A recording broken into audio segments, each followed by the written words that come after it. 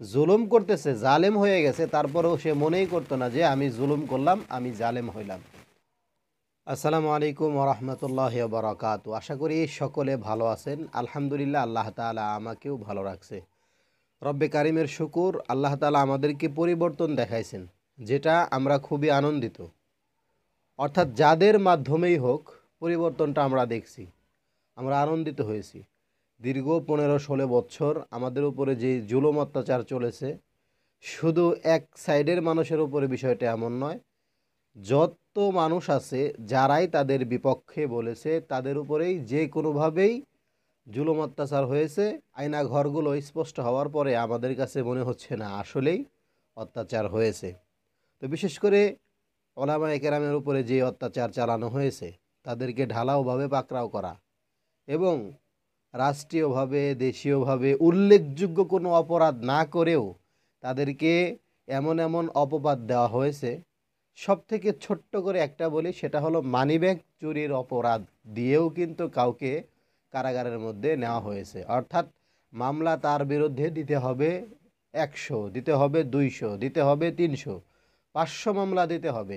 তো এক একটা নাম দিয়ে দিয়ে 500 মামলা মনে করলেন দিলেন, দেওয়ার পরে একটা মামলা, 500-র মধ্যে একটা মামলা হলো কি আরেকজনের পকেট থেকে মানিব্যাগ চুরি করা।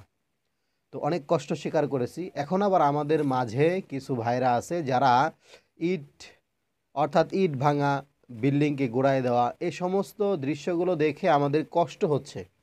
আমরা ফেসবুকে বিভিন্ন ধরনের লেখা যার যার মতোই লিখতেছি, কিন্তু আমাদের একটু অতীতে একটু পিছনে যাওয়া উচিত যে আমাদের উপরে কি করা হয়েছে। তো সব জায়গায় সহানুভূতিশীল না, কিছু কিছু জায়গায় আপনাকে শক্ত হতে হবে। আপনি যদি সব জায়গায় নরম হন, আপনাকে যে কেউ নিংড়াবে, আপনাকে শেষ করে দিবে।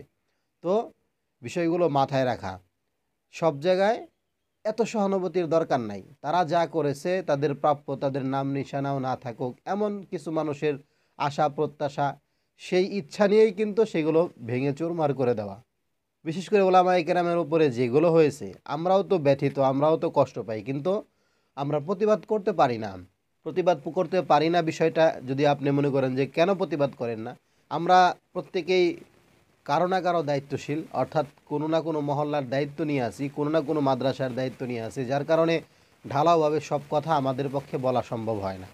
যে এলাকার মধ্যে আমি দায়িত্বে আছি, যদি এই এলাকার মধ্যে সাবেক দলের 10 জন থাকে উচ্চ পর্যায়ের বা বংশীয়ভাবে বড়, সেখানে আমার কথা বলা মানে আমার অবস্থানের ক্ষতি হওয়া।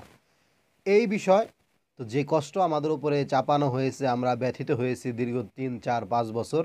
আল্লাহ তাআলা হক্কানি রব্বানি উলামায়ে কেরামের উপরে যে অত্যাচারগুলো হয়েছে তার বদলা হিসাবে আমরা এগুলো দেখছি, আমরা আত্মতৃপ্তি পাচ্ছি, আনন্দিত হচ্ছি।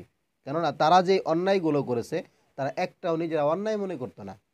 জুলুম করতেছে, জালেম হয়ে গেছে, তারপরেও সে মনেই করতো না যে আমি জুলুম করলাম, আমি জালেম হইলাম।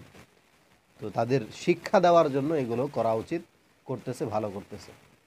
আশা করি বিষয়টা বুঝতে পারবেন।